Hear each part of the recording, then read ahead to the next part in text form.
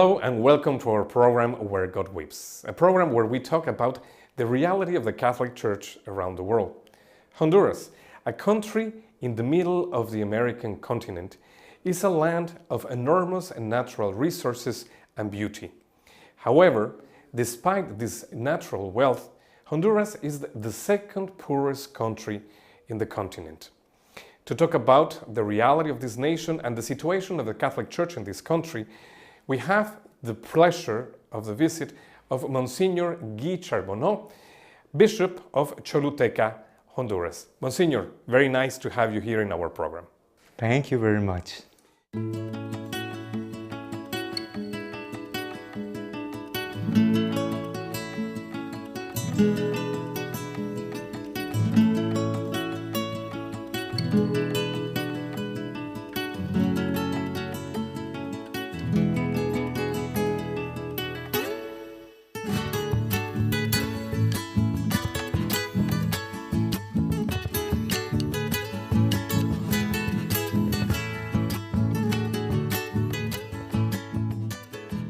So, a Canadian in Honduras, how did that happen? Well, I belong to a missionary society from Quebec, the province of Quebec, Canada, and I was appointed to Honduras after studying Spanish in Mexico, and I was appointed to Cuba, but I could not enter to Cuba, so I was there directed to Honduras in 1970. And you told me earlier that the idea was that you were going to be there for a few weeks. Yeah, waiting for the visa to go to Cuba. And a few weeks became... 3 weeks became 30 years. Many years. So now you are the bishop, newly ordained and appointed of Choluteca, Honduras. Yeah. Tell us a little bit about the reality of this diocese. Choluteca is about 600,000 people who live there in the diocese of Choluteca. Most of them Catholics, I could say 500,000 are Catholics. And it's a territory at the southern part of Honduras, half mountains and half valley near the sea. And mostly poor people, but courageous, a lot working hard to sustain themselves and their families also. And so really this situation of poverty that you mentioned, it is one of the major challenges of Honduras. But it is such a contradiction when somebody realizes that it is a country with so much wealth in terms of natural resources. Mm-hmm. Why is this, Monsignor? I would say that historically and still now, there's a lot of corruption. Politics is a means to enrich the people. They don't have the correct idea of politics, of serving people, serving the common good, because they are there only for 4 years, because every government is elected for 4 years. So they have to hurry up to usually to get a good service, to do a good service, but many times to enrich themselves, because when the other government comes, even if they are the same party, there's a wipe out of all the functionaries, and the new government appoints new servants of the people. So the people, there's a lot of corruption. And also there was exploitation.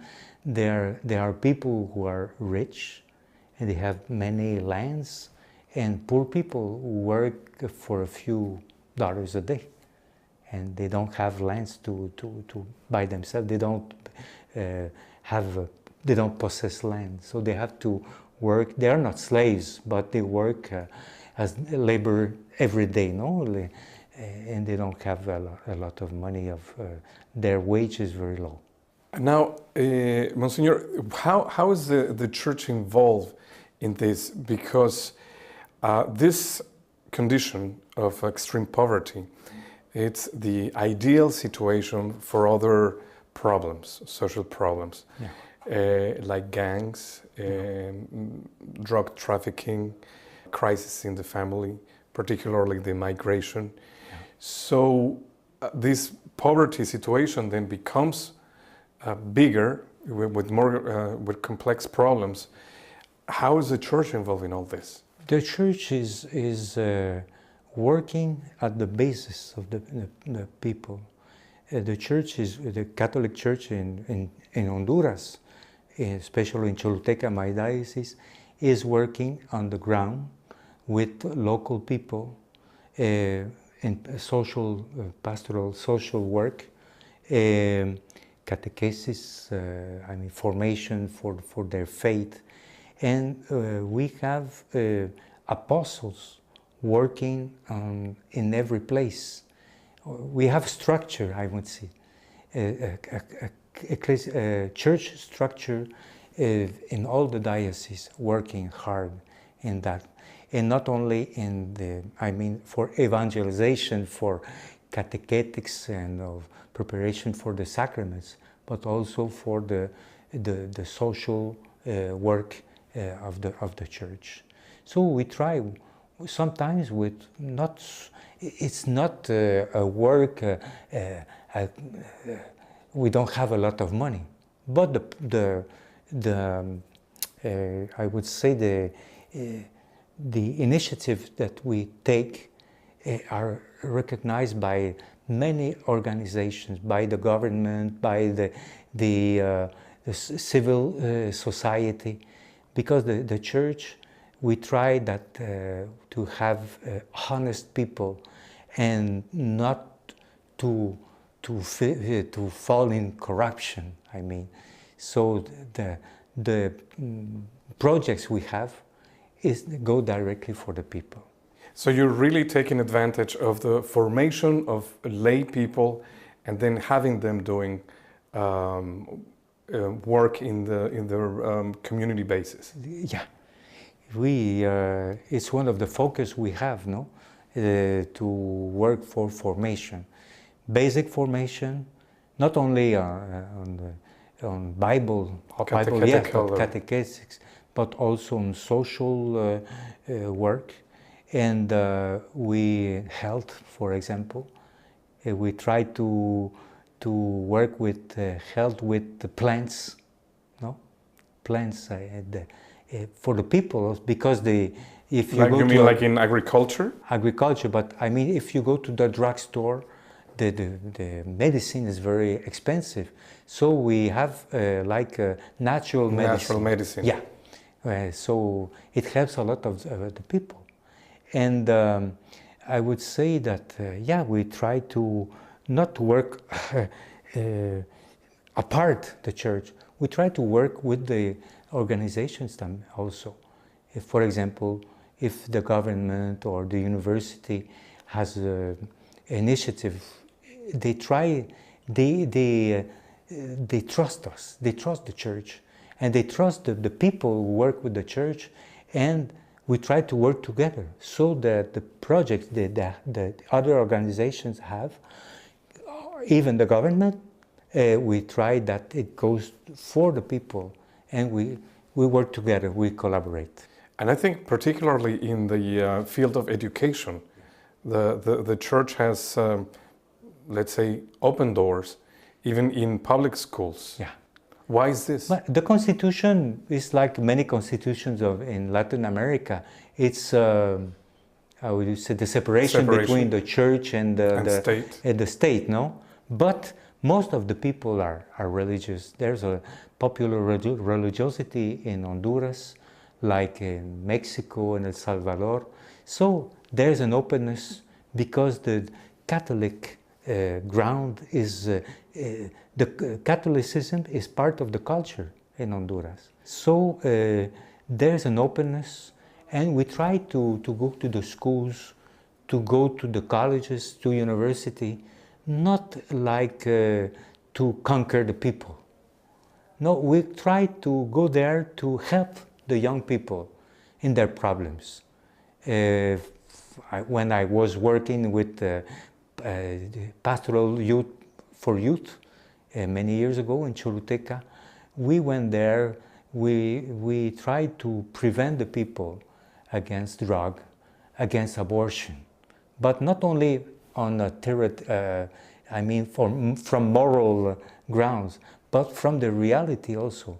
The problem that gives to the young people abortion, drugs, and all that.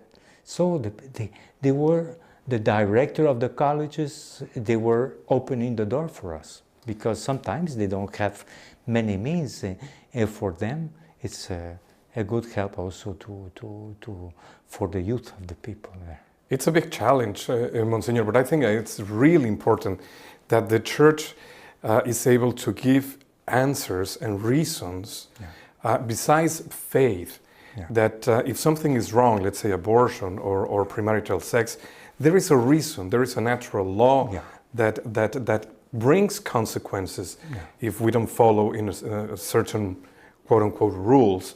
It's not that the Church is imposing a moral or spiritual criteria. Naturally, there are consequences. So it's a challenge, I guess, to come across with this message. Yeah, it's a challenge, but also every challenge is good also, because it asks us to be near the people and to hear them also. And when you hear the people, like Pope Francis is saying, we have to have the ear near the people so we can give them an answer. And what Pope Benedict helped us a lot, he helped us that the faith has also is reasonable. How do you say? But the faith and reason go together. Reason to go together. Yeah. So the natural law, it's inscribed. It's written in ourselves, in our heart. So we go with that also with the Bible. We help the people also in that ground, and also we have people. For example, we have a priest who makes his own songs, and to evangelize the youngsters. He's a Honduran priest, and he's very good because the young people, they like to sing, they like music and all that. So they also with all the new electronic gadgets, so they are social media. So they are very good in that. And we have lay people also involved, teachers well involved in the church. So it helps a lot for the work with the young people. You mentioned Pope Francis. I guess he's quite an inspiration for you now as a bishop, knowing what was he doing in his diocese as a bishop. Yeah, it's very interesting because he's a pastor. He was a pastor in Buenos Aires, in Argentina. He's still a pastor, the same man in Rome for all the church. So it helps me a lot. I chose my motto is the Lord is my shepherd. The Lord is my shepherd. Because not only from Pope Benedict, that psalm inspires me to be a good pastor. And it can inspire also the priests. They can also inspire the father and mother of their family to be good pastors for their children, and the teachers also to be good teachers, good pastors for young people. So, but the example of Pope Francis helps me a lot. To be near the people, to greet them before the Mass, after the Mass, when I celebrate in cathedral, to give them my blessing, and so the people are very happy. The young people, when it comes the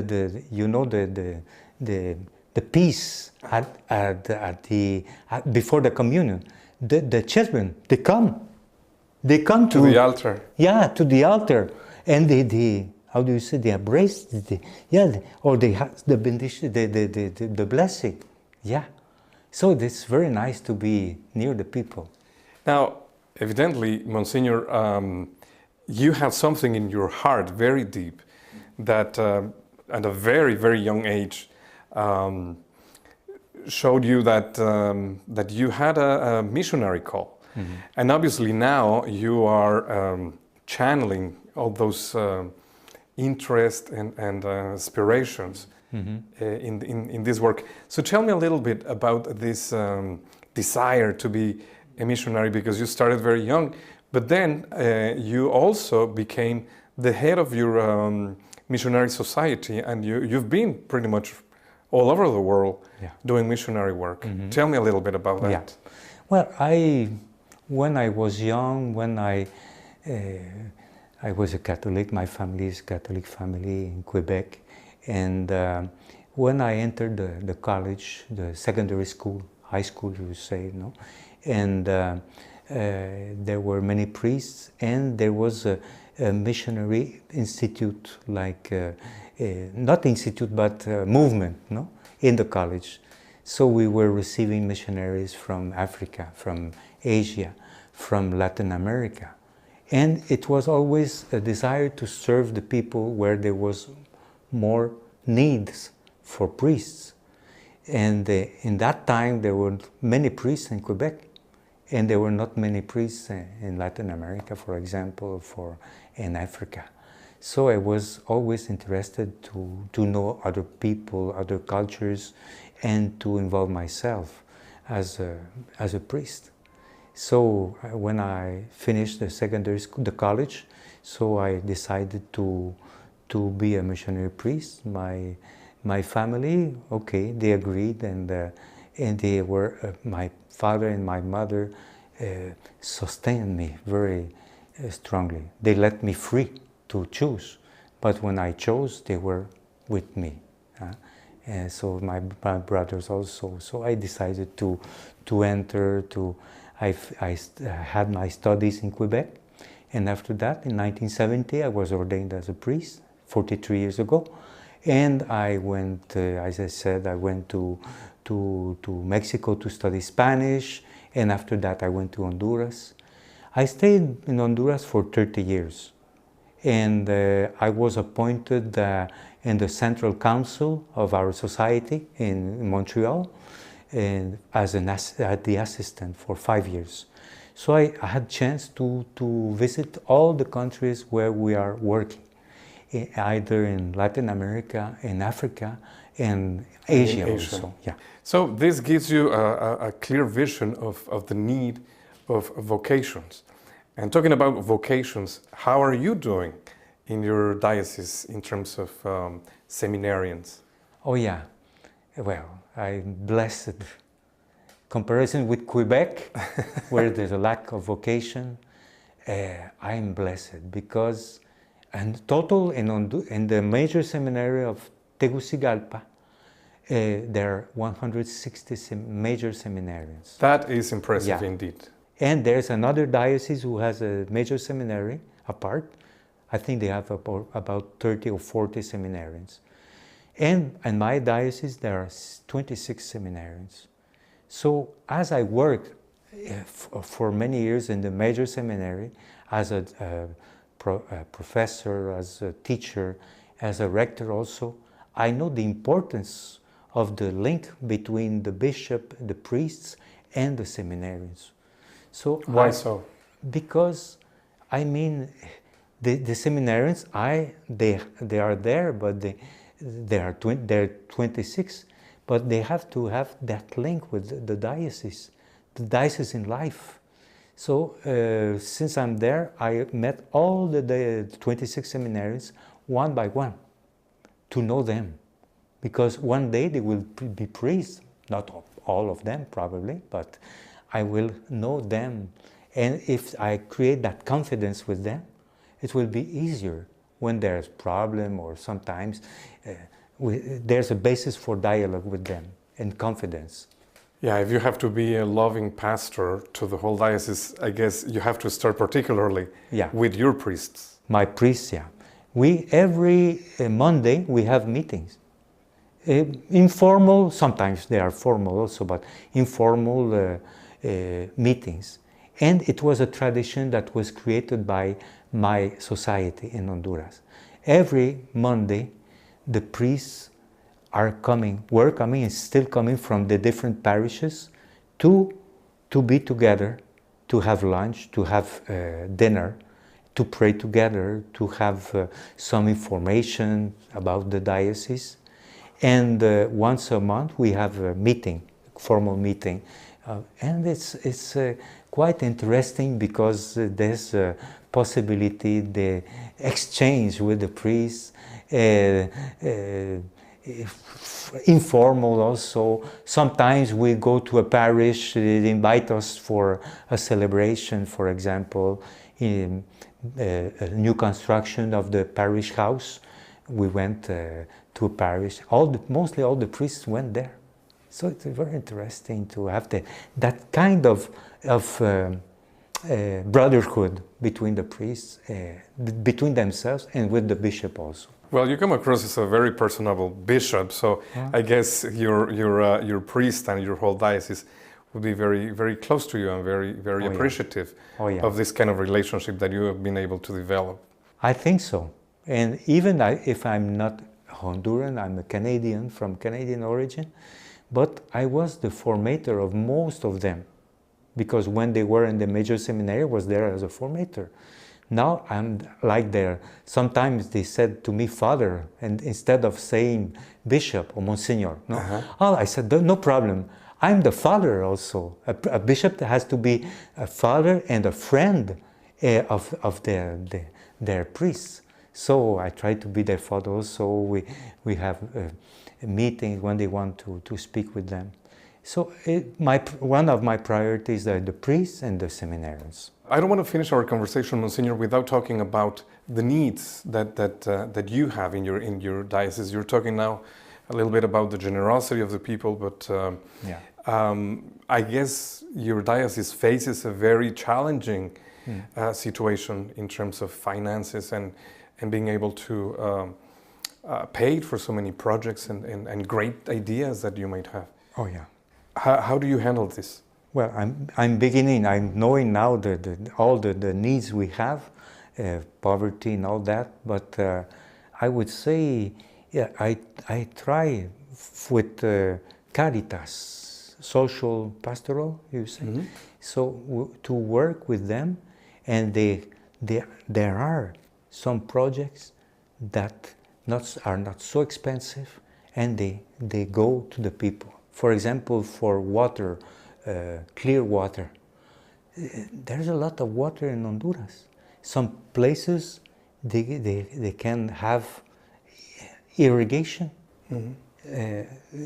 flowing water that goes to the field. It's only a matter of organization and also to have the materials for that. And we can work much more for that to better also the sows, for maize, for the crop, corn, for beans, all that. So it's not so difficult to have. We have collaboration from many organizations, either from Honduras or from other countries. We can better that. So for food, for security also, security. I know that. But working on formation of the young people, basically, it's easier to have security with the people. And I try to also to see that the young people not be attracted by drugs, but by a normal life, I mean, honest life. It's quite a challenge for us. I'm just beginning now, but I mean, before me there was a work also. They were working before, since more than 50 years we are working there. But for me it's a very good, big challenge. But working with the people. When I began as a bishop, they were asking me the newspaper, what's your program? I said to them, I don't come here with a program arranged from Canada where I was before. I want to hear the people, hear the priests, hear the lay people, the sisters, the religious sisters. So we try to to have a program together, pastoral program, to meet the principal needs of the people. Monsignor, we really appreciate this time that you shared with us. And well, we pray that your pastoral labor in Honduras, in Choluteca, it's as fruitful as now.